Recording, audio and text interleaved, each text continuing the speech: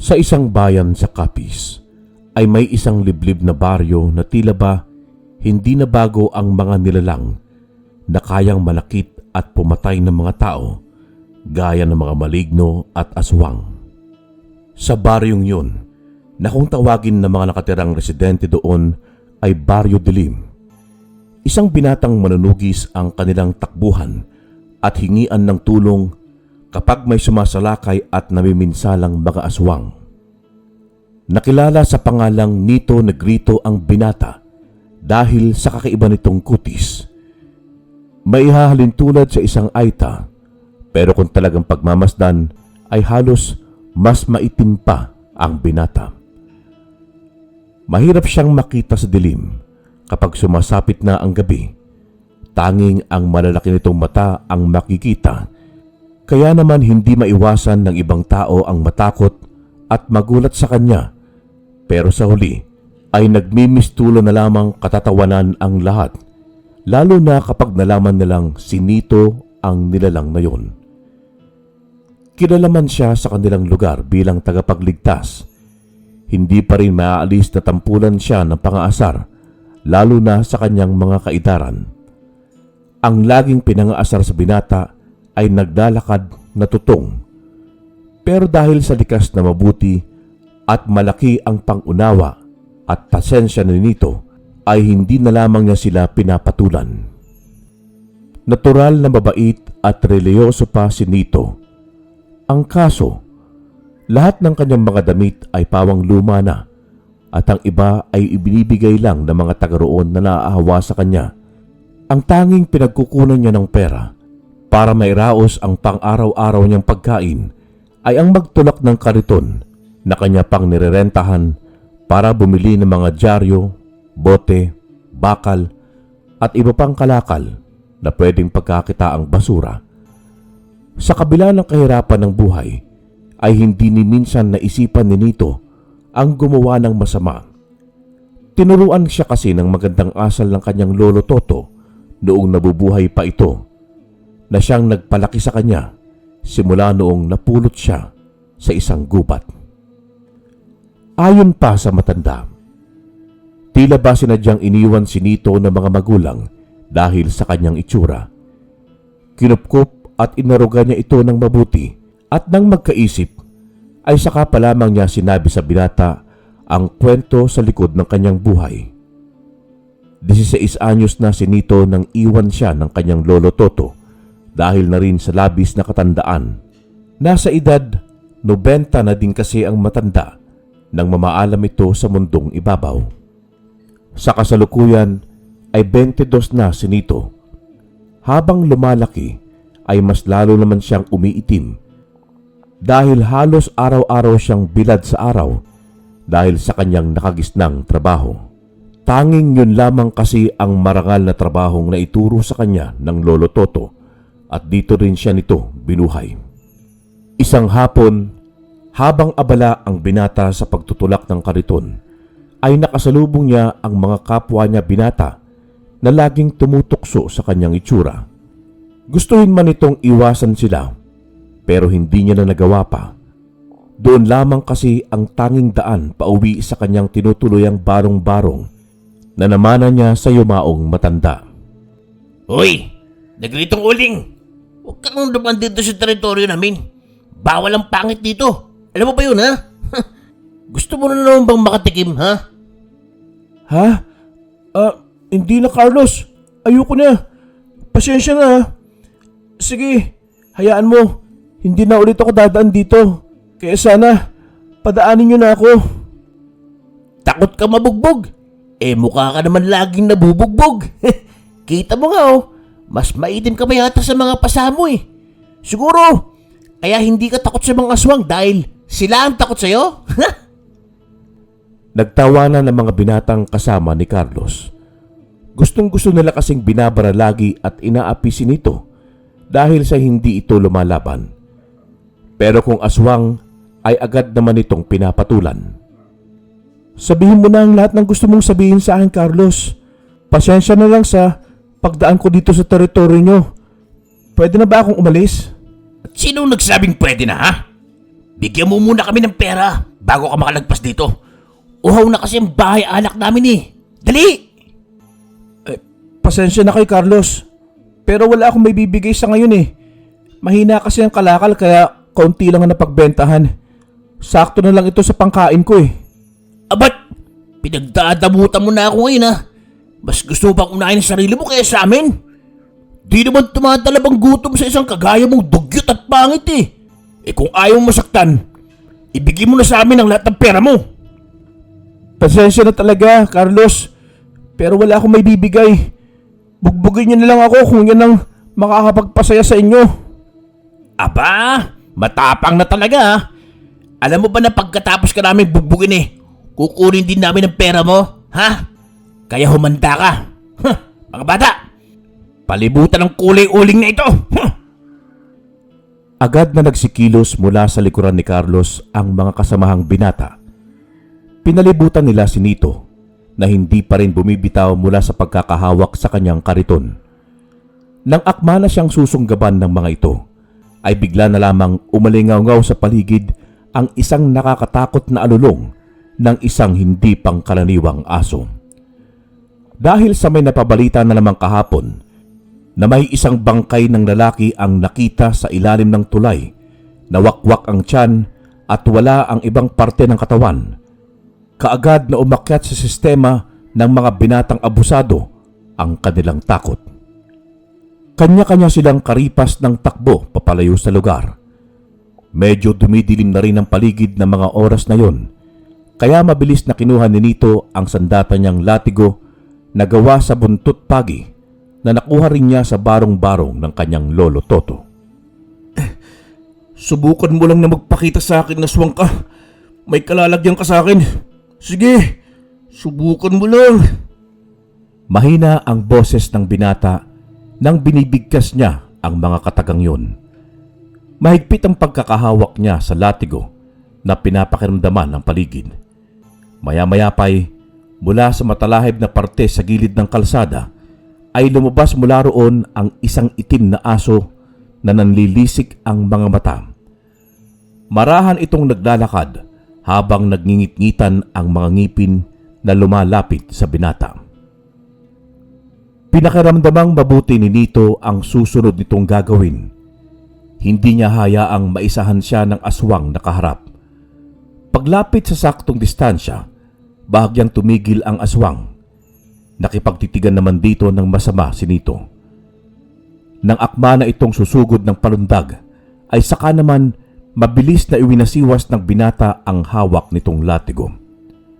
Tumama yon sa katawan ng itim na aso, kaya pagbagsak nito sa lupa ay nangisay-ngisay ito dahil sa hapding na darama hanggang sa hindi na gumagalaw at bawian ng buhay. Ako pa talaga kinatalo mo ha. May kinalagyan ka tuloy. Siguro, ikaw din ang pumatay sa lalaki kagabi sa ilalim ng tulay. Pwes, nabigyan ko na siya ng hustisya. Pasensya na lang. Trabaho ko ito eh. Ang ubusin kayo. Bago pa iniwan ni Nito ang bangkay ng aswang, ay sinabuyan muna niya ito ng asin hanggang sa umapoy at matupok. Lahat ng kanyang mga nakakalaban at napapatay na kampon ng kadiliman ay ganoon ang kanyang ginagawa.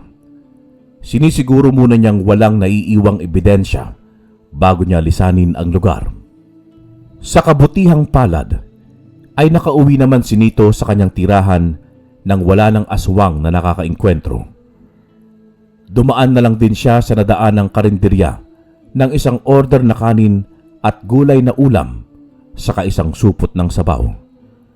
Dahil sa suki na nila si Nito, dinadamihan na lang din nila ang ibinibigay sa binata dahil na rin sa awa. Gusto din siyang kupkupin ng mga yon, pero ayaw nito dahil nasanay na siya sa ganong sistema ng kanyang pamumuhay. Pagkatapos niyang maghugas ng katawan, kumain muna siya bago natulog. Bago siya kumain at bago niya ipinikit ang mga mata, ay hindi niya nakakaligtaan ang magdasal at humingi ng pasasalamat sa Panginoon. Sa mga bagong araw na ginawa ng Diyos sa buhay ni Nito, ay ganoon pa rin ang takbo ng kanyang pamumuhay. Pero masaya na din siya kahit na papaano Dahil maski ganoon ang estado ng kanyang buhay ay hindi niya nagawang manlamang ng kapwa para lamang kumita ng malaking pera.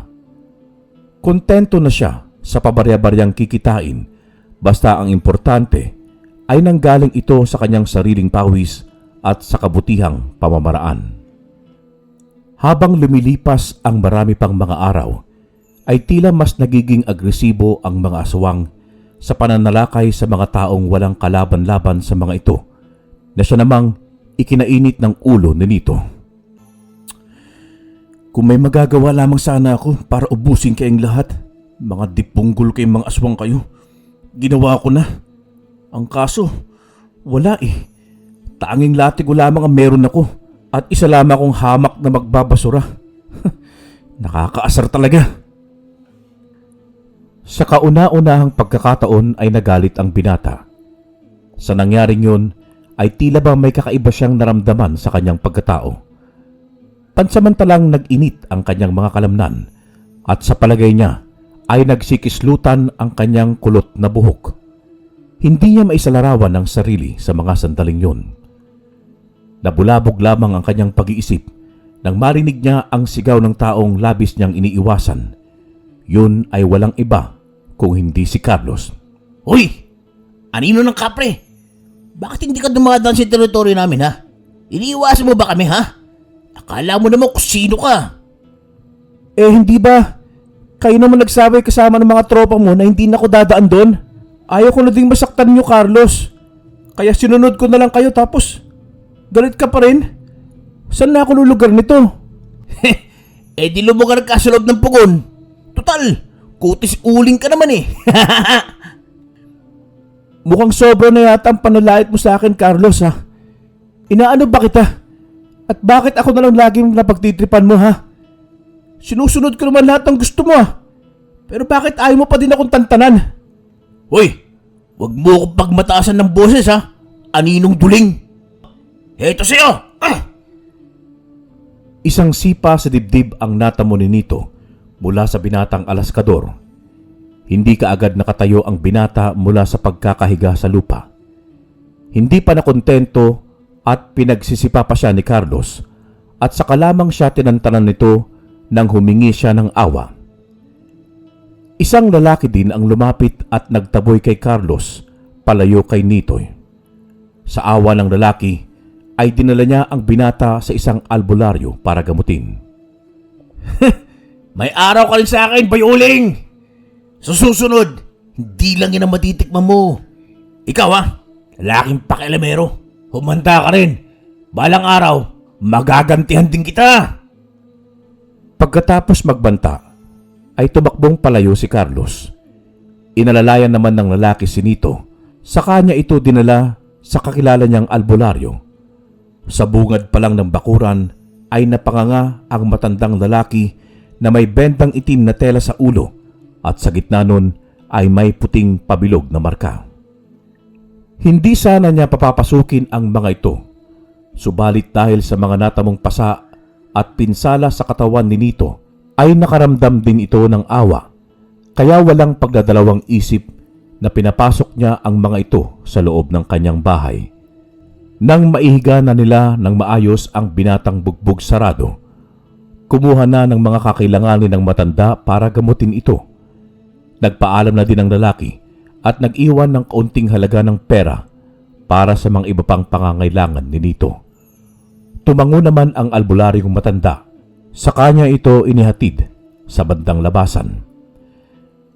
Dahil sa sakit na dulot ng mga pasa, nawalan ng malay si Nito.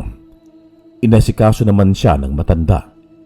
Nilinis muna ang mga sugat ng binata, saka nito tinapalan ng mga dahong gamot. Habang pinagmamasdan niya ang mukha ni Nito, ay hindi maiaalis ng matanda ang nararamdaman nitong kakaiba rito. Subalit mas nananaig ang kabusilakan nito ng puso, kaya hindi niya maiwasan ng matakot.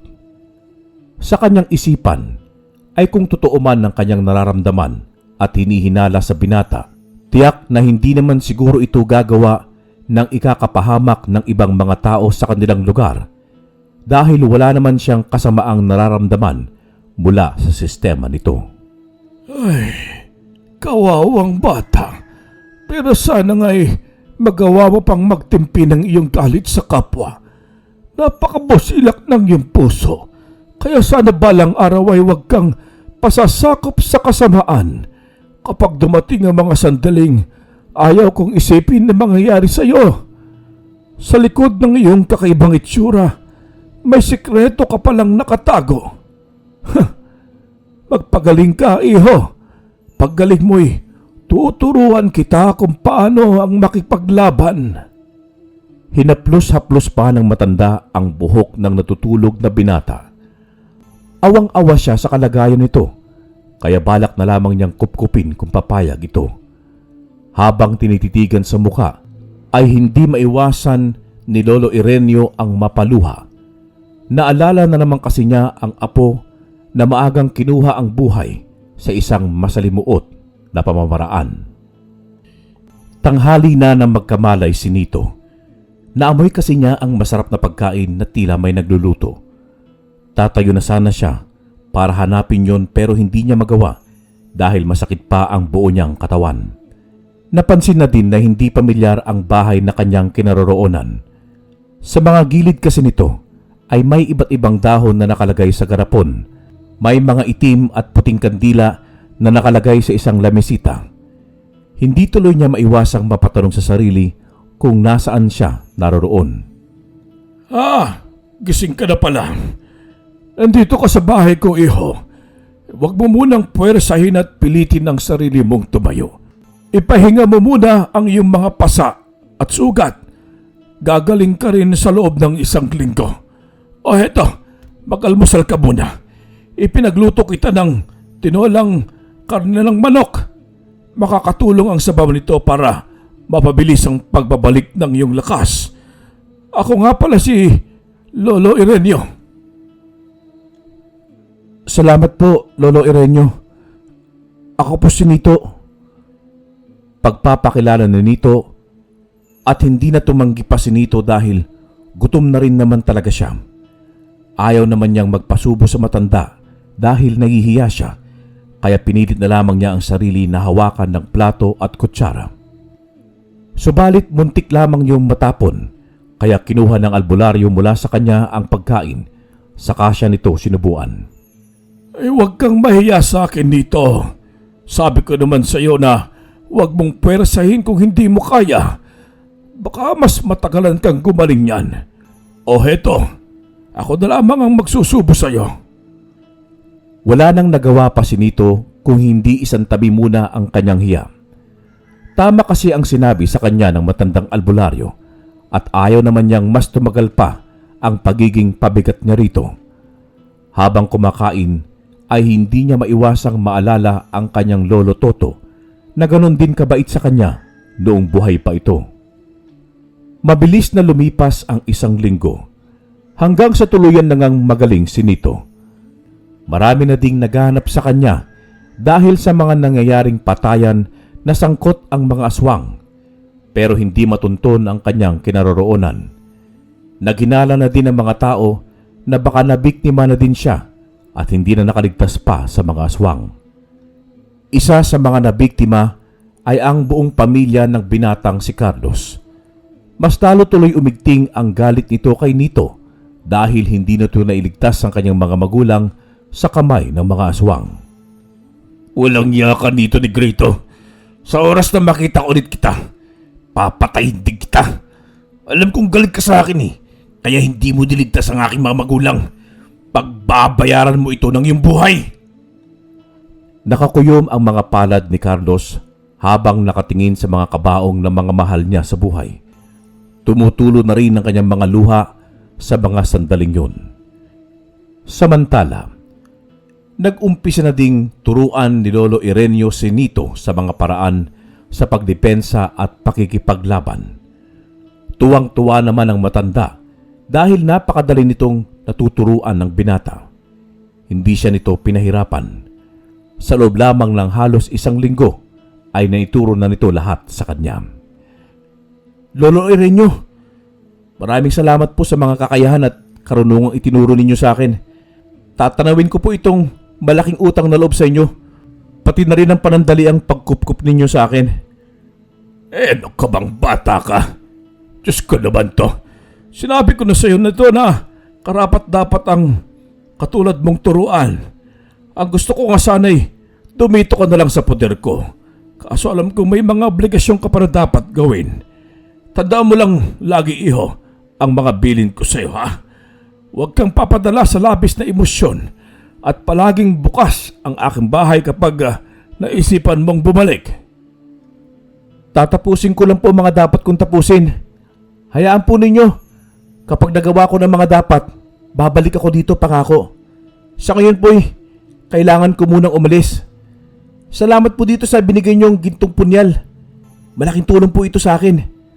Sige po, Lolo Irenyo. Aalis na po ako. Nito, mag-iingat ka. Yung mga bilin ko, huwag mong kakalimutan. Pagtango ay tuluyan nang lumabas ng bahay si Nito. Eksaktong paggabi na rin ng mga sandaling yon. Ihahatid naman siya ng tanaw ng matandang albularyo na nakangiti at may tiwalang kumakaway sa binata habang papaalis. Binalikan din Nito ang dati niyang tinitirhang barong-barong. Pagdating niya doon ay wala na siyang nadatnan pa. Tanging ang mga nakakalat na pinagtagpi-tagping sako na nakakalat sa lugar na lamang ang natitira. Ang mga damit niya at ibang kagamitan ay pawang mga sunog na pati ang mga alaala niya sa yumao niyang lolo Toto. Gusto niyang magwala sa mga sandaling yun, pero biglang sumagi sa kanyang isipan ang mga paalala ng matandang albularyo. Kaya naman huminga na lamang siya ng malalim para pakalmahin ang sarili. Bagsak ang mga balikat na nilisan niyang muli ang lugar. Nakapagdesisyon na siyang bumalik sa bahay ni Lolo Irenyo. Tutal wala naman na siyang matitirhan pa. Subalit sa kanyang paglalakad ay may napansin siya mula sa hindi kalayuan na isang lalaki na kakaiba ang ikinikilos na may hawak na tila itim na tela na may laman na kung anong bagay. Lihim niya yung sinundan maski papunta yon sa madilim na eskinita na daanan ding papunta sa loob ng gubat. Walang takot sa puso ni Nito na sumunod pa rin sa lalaki.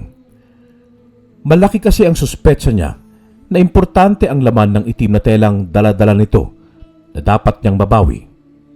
Hanggang sa makarating sila sa isang kuweba na kung saan may mga naghihintay sa kanya. Dahil sa kulay ng kutis ng binata ay nagawa nitong magkubli sa kadiliman ng gabi. Pagapang siyang pumunta sa gilid ng kuweba para marinig niya ang pinag-uusapan ng mga kalalakihan. Nagimbal siya sa sumunod na narinig nang bigla na lamang umiyak ang isang sanggol na nakabalot sa itim na tela. Kaya pala ganoon na lamang ang pagnanais niyang sumunod dahil isang kaawa-awang bata pala ang kailangan niyang iligtas. Narinig niya ang mga kalalakihan na balak pala nilang ibenta ang sanggol sa isang aswang kapalit ang malaking halaga ng pera at ginto. Ang mas lalong nagpaigting ng galit ng binatang si Nito ay ang isa sa mga kalalakihan ay mismong ama ng kaawa-awang sanggol. Pangunahing nakikita na dahilan ni Nito kaya nagagawa nila ang kahayopang yon sa isang paslit na bata dahil sa bisyo. Halata kasi sa mga mata ng tatlong lalaki na nanilisik hindi dahil sa mga aswang ito, kung hindi dahil sa sila ay mga lulong sa droga. Sandali! Ang kakapal naman ng mukha nyo para gamitin ng isang walang kamuwang-muwang na sanggol sa pansarili ninyong kaligayahan. Kasumpa-sumpa mga katulad yung adik na wala nang ipinagkaiba sa mga aswang na mga salot sa lipunan. Lalong-lalo ka na! Ikaw na ama ng batang yan! Subalit imbis na makonsensya ay pinagtawanan pa siya ng tatlong lalaki. Binantaan pa siya na kapag hindi siya umalis ay masama ang mangyayari sa kanya. May kasama pa yung pangiinsulto dahil sa kanyang itsura. Pero hindi nagpatinag ang binata bagkus siya pa ang lumapit sa mga ito. Dala ng labis na pagkabangag sa ipinagbabawal na gamot, wala sa wisyo na sinugod nila si Nito. Dahil sa praktisado na ang binata sa pagkikipaglaban, ay madali na lamang niyang napatulog ang mga ito Sa kanya mabilis na kinuha ang nooy nakatulog na ulit na sanggol sa kanya inilayo sa lugar. Hindi pa man nakakalabas ng gubat si Nito ay maririnig na niya ang mga sigaw ng tatlong kalalakihan at tinitiyak niyang nilalapa na sila ng aswang na kanilang nabigo. Marahil ay sila na lamang ang pinagbuntunan nito dahil sa labis na gutom at dahil na rin sa sobrang pagkadismaya. Shh! Huwag kang mag-alala, baby ha. Iniligtas ka na ni Kuya Nito. Tahan na. Hahanapin natin ang nanay mo ha. Mga ilang minuto pa na paghahanap ay matagumpay na naisoli ni Nito ang sanggol sa ina nito. Ipinagtapat niya ang lahat ng nangyari, kaya naman laking pasasalamat ng babae sa kanya. Agad din siyang umalis para balikan ang lugar sa gubat kung saan niya iniwan ang tatlong adik na lalaki. Nanlumo siya sa nadatnan dahil pawang wakwak na ang tiyan ng mga ito at may gilit na sa kanilang leeg ng matulis na bagay. Sigurado si Nito na isang aswang ang may gawa ng krimeng yon. Pero hindi na siya tumuloy pang pasukin ang gubat dahil masyado itong delikado. Kailangan muna niyang maghanda ng sapat na kagamitan para panlaban sa mga aswang na kakaharapin.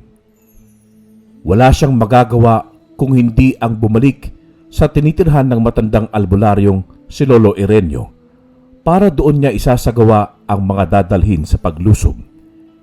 Lingid sa kanyang kaalaman na may mga matang nakamasid sa kanya na galit na galit. Naghihintay lamang na magandang pagkakataon para atakihin siya at patayin. Malapit na kitang tudasin nito, Negrito. Kaunting pagkakamali mo lang ay katapusan na ng iyong buhay. Tutudasin kita kapalit ng pagpapabaya mo sa aking mga magulang. Hindi sana ako naulilan ng ganito kung iniligtas mo sila, buisit kang maitim ka. Abot langit ang paninisi ng binatang si Carlos kay Nito sa nangyaring pangaaswang sa pamilya nito. Hindi niya alam na kamuntikan na ding namatay ang sinisisi niyang tao nang tambangan at bugbugin niya ito, kaya nawala ng mahigit 2 linggo.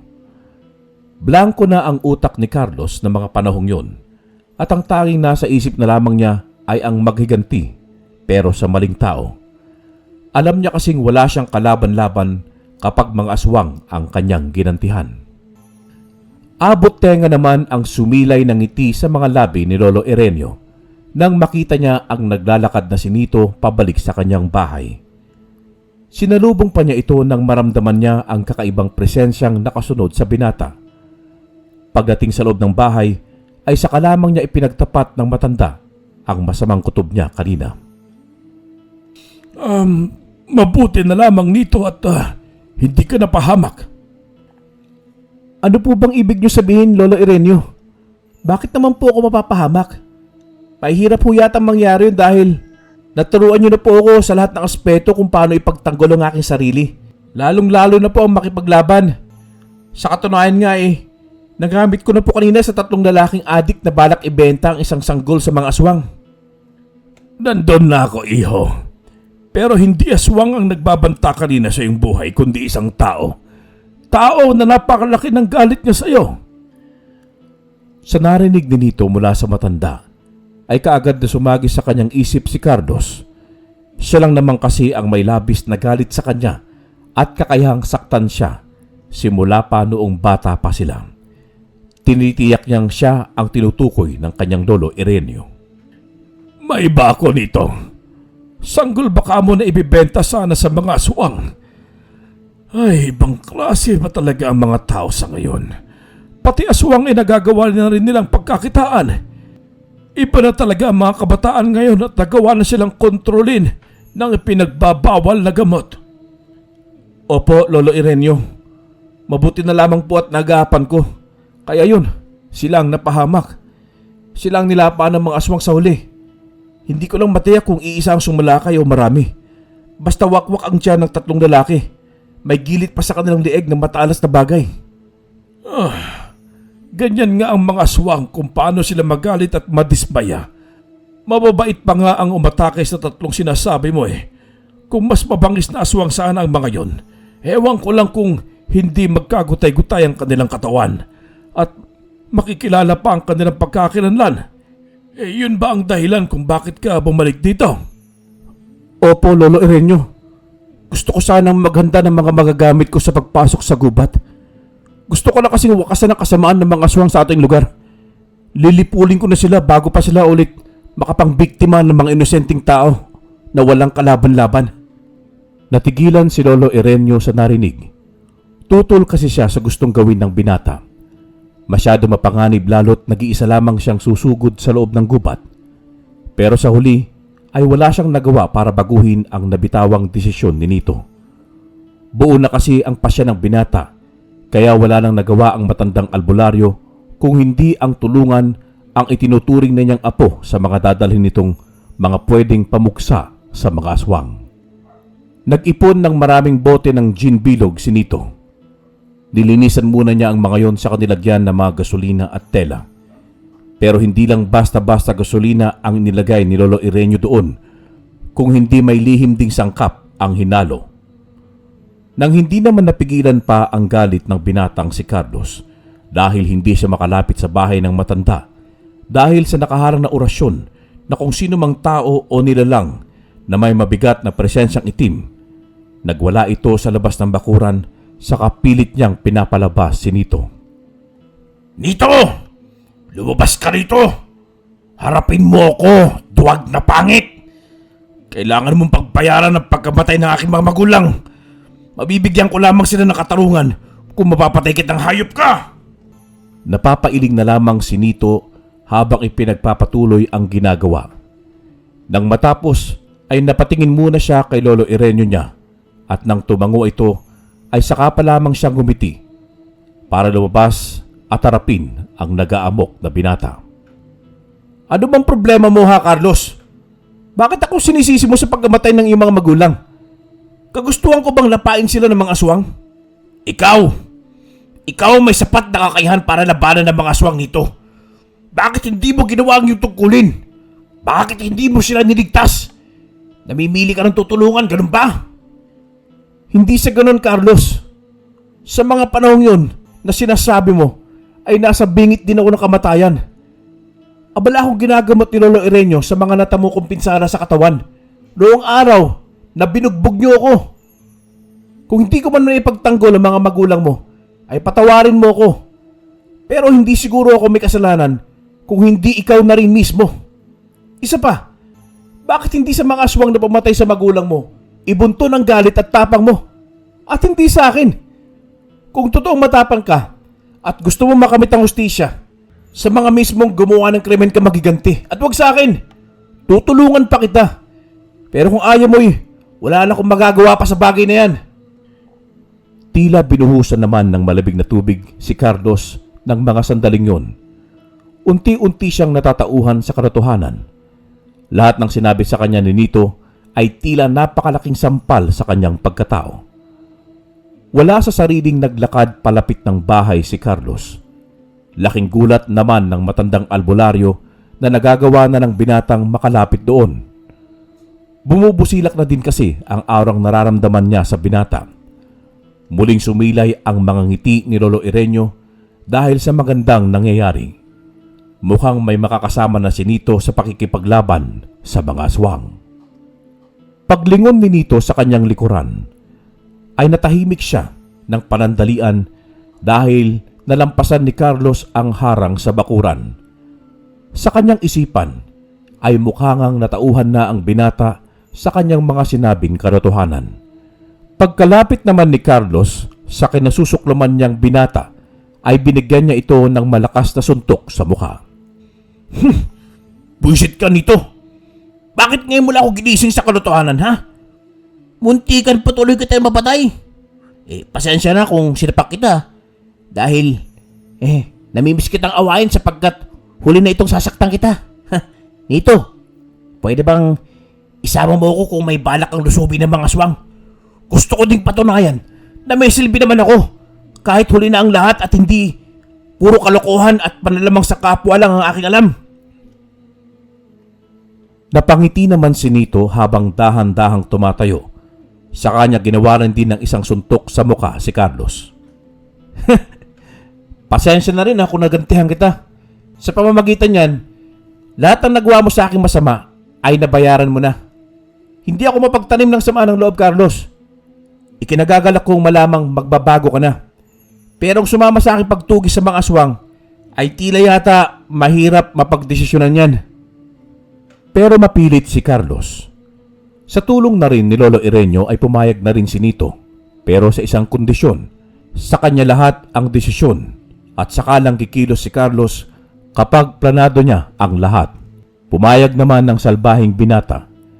Ramdam naman ng matandang albularyo ang sensiridad sa ikaibuturan ni Carlos na magbagong buhay, kaya wala na siyang nakikitang problema pa.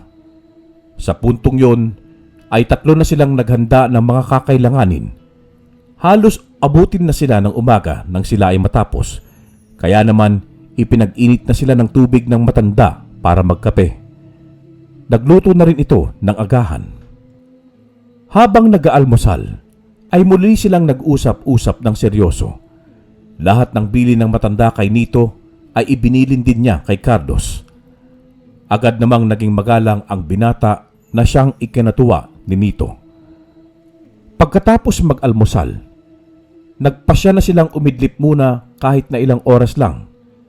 Halata kasi sa kanilang mga mata ang pagod at puyat, maliban kay Lolo Irenyo na sanay na sa ganoong sistema. Muli, pinagmasdan niya ang 2 binatang mahimbing nang natutulog.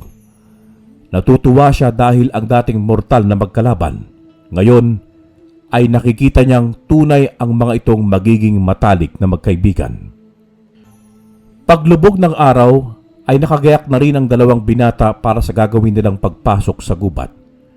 Sa pagkakataong yon ay binasbasan na sila ng matandang albularyo bago sila umalis.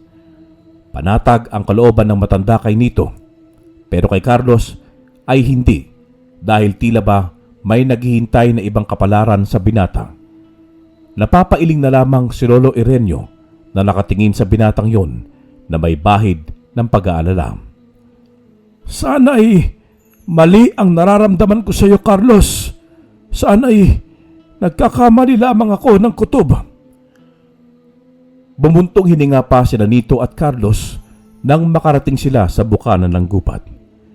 Nagkatinginan sila sa isa't isa at bago muling magsimula sa paglalakad ay nagkatanguan muna ang mga ito. Marahan nilang binagtas ang makipot na daan. Tanging ang tag-iisa nilang maliit na flashlight ang gamit nilang ilaw sa kanilang dinaraanan. Nang makalapit sila sa kuweba kung saan nabawi ni Nito ang sanggol at iniwan ang mga bangkay ng 3 lalaki, nakaramdam sila ng mga kaluskos at tila umaangil na nilalang. Pagtapat ng ilaw sa kinaroroonan ng katawan ng 3 ay nagulat sila sa nakita. 3 aswang na abala sa paglantak sa tagi-isang bangkay maski inuuod na ang mga ito. Kung hindi ako nagkakamali, ay mga aswang na balbal ang mga yan. Mahilig silang kumain ng mga bulok na karne ng tao at hayop. Hindi naman sila masyado mapanganib, pero huwag kang gagawa ng anumang ingay na pwede silang maistorbo sa kanilang ginagawa dahil hindi sila magdadalawang isip na susugod. Halata namang nahintakutan si Carlos sa narinig. Tanging pagtango lamang ang naisagot nito sa kasama, saka sila muling nagpatuloy sa paglalakad. Pero maski anong pag-iingat nila, ay hindi sinasadyang nakatapak ng tuyong sanga si Carlos, dahilan para makalikha sila ng ingay sa paligid. Naudlot ang ginagawang hapunan ng mga balbal, saka bumaling sa kanila ang tingin ng nanlilisik na mga mata ng mga ito.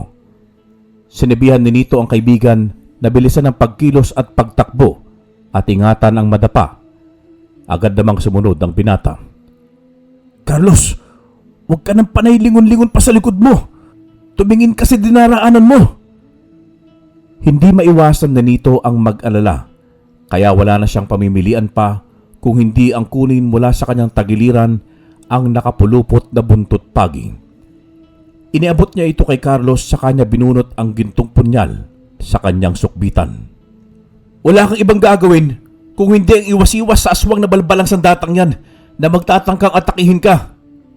Carlos, bawal magkamali. Bawat hakbang, malaga. kaunting pagkakamali lang ay pwede nating ikapahawak pareho. Tandaan mo, mga balbal pa lamang ang kinakaharap natin sa mga sandaling ito. Hindi pa ang mga mababangis na aswang. Nalintikan na. May mas mabangis pa pala maliban sa mga mokong na ito. Huwag kang mag-alala nito. Susundin ko ang lahat ng bilin mo. Hindi ako pwedeng mapahamak hanggat hindi ko nabibigyan ng hustisya ang pamilya ko. Napapahanga din si Nito sa determinasyon ng kasama niyang binata. Pero nang malapit na silang maabutan ng mga ito, ay wala na silang pamimilian pa kung hindi hangarapin ang mga balbal. Inihanda nila ang mga sarili sa mangyayaring tagisan ng lakas. Pagtigil nila sa pagtakbo, pumihit ang dalawa paharap sa mga umahabol sa kanila. Nakipagtitigan ng mga ilang segundo ang mga balbal kina Nito at Carlos, pero sa huli ay napukol ang mga mata ng mga ito sa maitim na binata. Maya-maya pa ay tila nabahag ang kanilang buntot at nakaramdam ng takot sa binata. Ipinagtaka naman yon ni Carlos. Mga ilang segundo pa ang lumipas at kusa nang nagsialisa ng mga ito at hindi na itinuloy pa ang pag-atake. Nahiwagaan si Carlos sa mga nangyayari, kaya muli siyang napatanong sa kasamang binata. Nito, ano yun? Anong nangyari at tila ba natakot sila sa'yo? Anong ginawa mo? May anting-anting ka ba? Loko-loko. Kung may anting-anting ako, di sana, hindi na nanganib ang buhay ko nung binugbog mo ko. Pero sa totoo lang, di ko din alam eh. Baka natakot lang sila sa tsura ko at iniisip nilang iitim din sila pag sinakmal nila ako. Kutis uling ba naman ang kakalabanin nila eh. Loko-loko ka rin ha. Pero Nito ha, seryoso ako. Pasensya ka na sa akin dahil simula pagkabata natin inaapi na kita. Ang totoo, naiinggit ako sa'yo. Sa kabila ng kalagayan mong ganyan eh, nagagawa mo pa rin magbanat ng buto at itaguyod ang sarili mong buhay. Kaya mong kumita ng pera sa marangal na paraan. Hindi katulad kong pambuburakot at pananakot lang kumikita. Patawad tol ha. Pinagsisisihan ko ng lahat ng yun. Alam ko na may rason kung bakit ako pinasama sa iyo ng Diyos para sugpuin ng mga aswang. Ano ka ba? Wala sa akin yun no. Ang importante, natutunan mo na ngayon na tanggapin ang pagkakamali mo at itinatama mo na ang lahat. Tara na nga. Baka magkaiyakan pa tayo eh. Ikaw talaga, madrama ka din para sa buhay. Napakamot na lamang sa ulo si Carlos na sumunod sa kaibigan. Gumaan na rin ang kanyang pakiramdam dahil sa nagawa na niyang humingi ng tawad ng taus-puso sa taong matagal niyang pinagmalupitan. Naipagtapat na rin niya ang totoong dahilan. Dahil doon, para siyang nabunutan ng tinik. Sa pagpapatuloy ng kanilang paglalakbay, ay narating nila ang pugad ng mga rebelde. Mabait naman silang pinutuloy ng mga ito, pero sentro ng kanilang atensyon ay nakay Nito. Tila ba may kakaiba sa binata na alam na ng mga ito. Lumapit sa kanila ang commander ng mga rebelde. Nagpakilala ito sa pangalang Ka Ben-Hur. Agad din itong ipinatawag ang mga albularyo sa kanilang tribo. Isang matandang babae ang iniluwa ng isang kubo na may iba't ibang palamuti sa katawan, gaya ng sa matandang si Lolo Erenio. Pinasadahan ng mabuti ng matandang babae si Nito ng tingin hanggang sa makilatis niya ang pagkatao ng binata. Sa pamamagitan ng pagbulong nito sa tenga ni Commander Ben-Hur, ay lihim nitong naipagtapat ang tunay na pagkatao ng binata. Nainis naman si Carlos. Gustong-gusto nitong malaman ang lihim na pinag-uusapan ng dalawa, pero nang mahalata siya ni Nito na tila magtatanong ito ay pinigilan siya. Sa una ay nagpapigil naman ang binata, subalit dala ng kuryosidad, sa huli ay nagawa na rin niyang magtanong. Commander Ben-Hur, walang galang na po. Pwede po bang malaman namin kung anong lihim yung pinag-uusapan ng inyong albularyong matanda tungkol sa aking kaibigan na si Nito? Tila kasi napakahalagang bagay eh, at kailangan nyo pang itago, pati na sa inyong nasasakupan. Huy, Carlos, ano ka ba? Nakakaya sa kanila oh. Ikaw talaga. Lola, Commander Ben-Hur, pasensya na po kayo sa kaibigan ko ha. Sinabi naman ng mga ito na ayos lang At kung gusto nilang malaman kung ano yun, ay mangyaring sumama sila sa itaas ng punong kahoy para kanila itong pag-usapan. Naglakad ang mga ito papunta sa likod ng bahay. Naguluhan naman ang dalawa kung bakit sa itaas pa ng puno sila mag-uusap-usap. Napatawa pa ng mahina si Carlos nang maisip niya na para silang unggoy na nakakapit sa mga puno habang nag-uusap-usap kung sakali. Pero nasagot ang kanilang katanungan nang makita nila kung anong klaseng puno yun. Isang malaki at matandang puno ng nara na may pasadyang ginawang hagdan paakyat doon. Maganda ang pagkakaayos sa itaas at may kubo pa doon na gawa sa dayami. Pagdating nila sa itaas ng puno ay kaagad na isinalaysay ng albularing babae at ni Ka Ben-Hur ang tunay na pagkatao ni Nito. Nanlaki ang mga mata ng dalawang binata sa lihim na natuklasan. Ayon sa mga ito, si Nito ay nanggaling sa lahi ng mga malignong may mataas na antas ng kapangyarihan na kung tawagin ay mga onglok. Ang mga onglok ay mga maligno na mga batang pasaway lamang ang pinaparusahan, pero habang nag-iiba ang panahon ay siya ring pag-iiba ng ugali ng mga ito. Ang mga onglok ay mga malignong sobrang itim na mga kutis, para silang mga aninong naglalakad kapag nakikita. Mababait ang mga klase ng ganitong maligno, puwera na lamang kung aabusuhin. Pero sa mga nagdaang taon, ay mas ginusto ng mga onglok ang protektahan ng mga tao laban sa mga aswang. Sa taglay na lakas, mas lamang ang mga onglok kaysa sa mga aswang. Kinakatakutan din sila ng mga balbal. Sakalang lumalabas ang tunay at buong lakas ng mga ganitong maligno kapag sila ay nagagalit. Pero minsanan lamang yun dahil kung sa pagpapasensya lamang ang pag-uusapan ay mahaba ang pasensya ng mga ito. Ngayon ay tila unti-unti nang naiintindihan ni Nito ang lahat. Kaya pala ganoon na lamang ang pakiramdam niya nang minsang muntikan siyang magalit. Laking pasasalamat naman ni Carlos sa kanyang isipan dahil napagpasensyahan siya ni Nito sa kabila ng kanyang mga kalupitan dito. Kung nagkataon pala ay matagal na siyang pinatay ng pagkatao nito bilang isang onglok. Nang maipaliwanag na ng mabuti ni Commander Ben-Hur at ng matandang babaeng albularyo ang lahat, ipinagtapat na din nila ang ginawang pagtulong ng mga kalahing onglok ni Nito sa kanila noong mga panahong sinalakay sila ng mga aswang. Laking pasalamat ng mga rebelde sa mga malignong nagligtas sa kanila. Bata pa si Ka Ben-Hur ng mga panahong yun, pero tanda pa rin niya ang lahat ng pangyayari. Kaya sinabi niya kay Nito na kung kailangan niya ng tulong nila, ay magsabi lang ang binata dahil alam niyang mga aswang ang kanilang pakay sa loob ng gubat. Saka pa lamang nagbalik sa alaala ni Nito ang mga sinabi sa kanya ng matandang nagpalaki sa kanya na si Lolo Toto tungkol sa pagkakapulot sa kanya sa gubat. Unti-unti na siyang naliliwanagan sa lahat.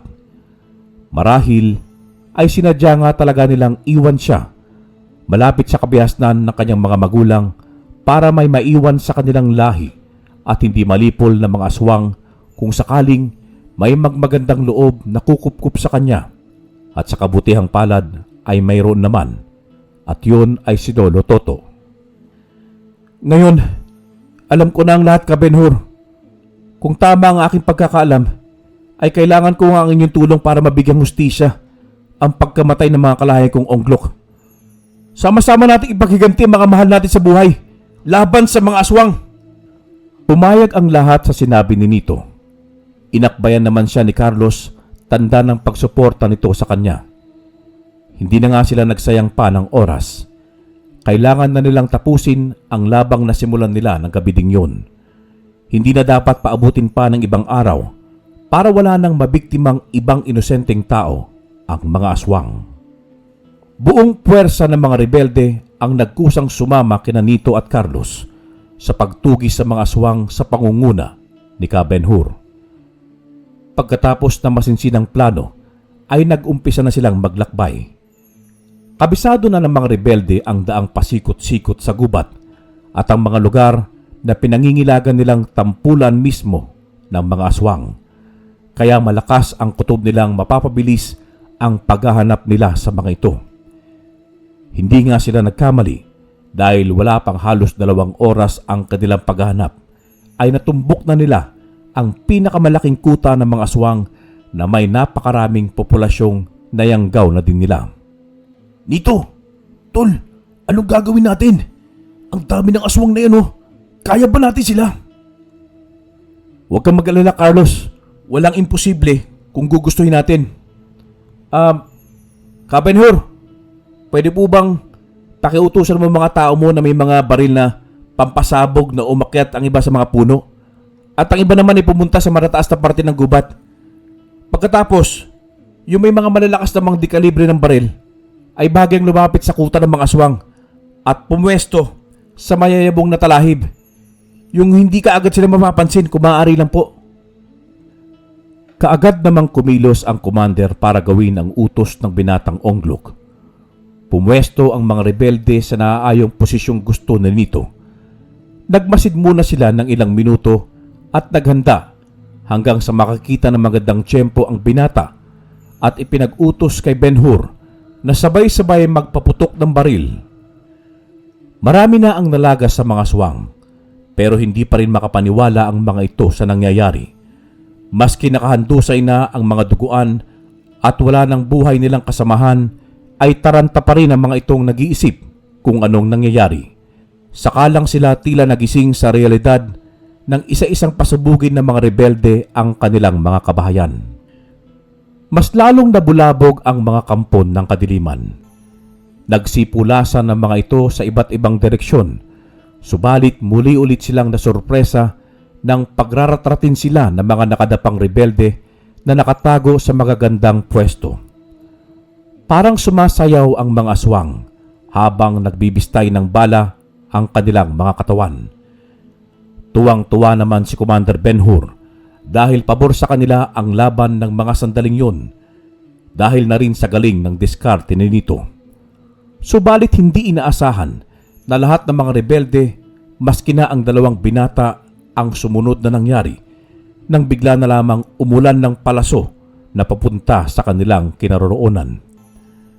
Bago pa bumaba ng pabulusok ang mga yon, ay nagpakita muna na ang pangkat ng mga aswang na pumapana sa kanila sa pamumuno ng isang aswang na may korona sa ulo.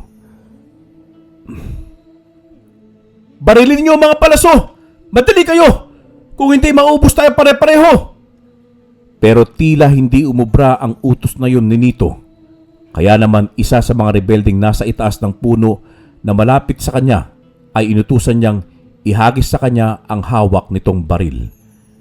Sa pangunguna ng binata ay pinasabog niya ang mga palaso sa ere. Yun naman ang pinakihintay na sandali ng hari ng mga aswang. Ang malingat sa konsentrasyon ang binatang kanina pa niya naamoy na isang malignong onglok. Inasinta niya ito ng mabuti ng palaso sa puso, sa kanya binitawan ang bala. Nito! Ilag! Kasabay ng pagbigay ng babala sa kaibigan ay iniharang niya ang sarili. Tagos sa dibdib at nadaplisan pa sa puso ang binata, kaya ito'y naghingalo. Agad na sinalo ni Nito ang katawan ng kaibigan habang bumubulwak ang sariling dugo nito sa bibig. Nito, marahil ito na ang kabayaran sa aking mga nagawang kasamaan sa mahabang panahon. Salamat sa iyo, Nito, kasi kahit pa paano, nakagawa pa ako ng kabutihan bago ako mamatay. Ito na siguro ang sinasabi kong dahilan kanina, kaya ako pinasama ng Diyos sa iyo. Ang maisalba ka sa tiyak na kapahamakan. Tol, ikaw nang bahala. Tapusin mo ang laban. Nagawa pang iangat ni Carlos ang isa nitong kamay para makipagkamay sa kaibigan. Pagdikit naman ng palad ni Nito sa palad ng naghihingalong binata, ay siya namang paglupaypay ng ulo nito at pagluwag ng mga kamay, tanda na wala na itong buhay. Carlos! Tol! Hindi! Carlos! Sa malakas na sigaw yun na Nito, natigilan ng lahat. Isang napakalakas na aura kasi ang dumaloy sa buong kapaligiran, kasabay ng pag-ihip ng malakas na hangin. unti-unti ding nagpalit ang anyo ni Nito bilang isang nakakatakot na malignong onglok. Nahintakutan ng mga aswang sa nasaksihan. Tatakas na sana ang iba, subalit mabilis silang sinundan at sinunggaban ni Nito na punong-puno ng galit ang puso't isipan. Isa-isa niyang hinawakan sa ulo ang mga aswang. Sa kanya walang kahirap-hirap na pinipisak hanggang sumambulat ang utak ng mga ito sa lupa.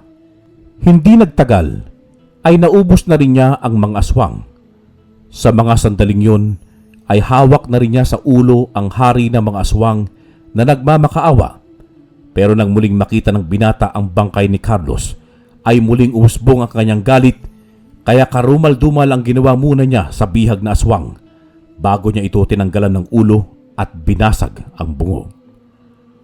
Pati sina Commander Ben-Hur ay hindi makagalaw sa kanilang kinaroroonan at nakakaramdam ng takot kay Nito sa tunay nitong anyo. Pero sa huli ay nanumbalik din sa katinuan ng binata at sa sobrang enerhiyang nawala ay nawala nito ng malay. Pagkagising ay maliwanag na ang paligid. Hinanap niya si Carlos, subalit paglabas niya sa kubo ay doon niya nakita ang ginawang puntod ng kanyang kaibigan. Muling pumatak ang luha niya sa mga mata. Patawad, Carlos, kung hindi ko nagawang protektahan ka. Sa ikli ng ating pagkakasama ay tinuring na kaagad kitang mabuting kaibigan. Hindi kita makakalimutan, tol. Utang ko sa iyo ang aking buhay. Paalam, kaibigan. Hinimas ni Ben-Hur ang likod ng binata. Niyakap naman siya ng matandang babaeng albularyo.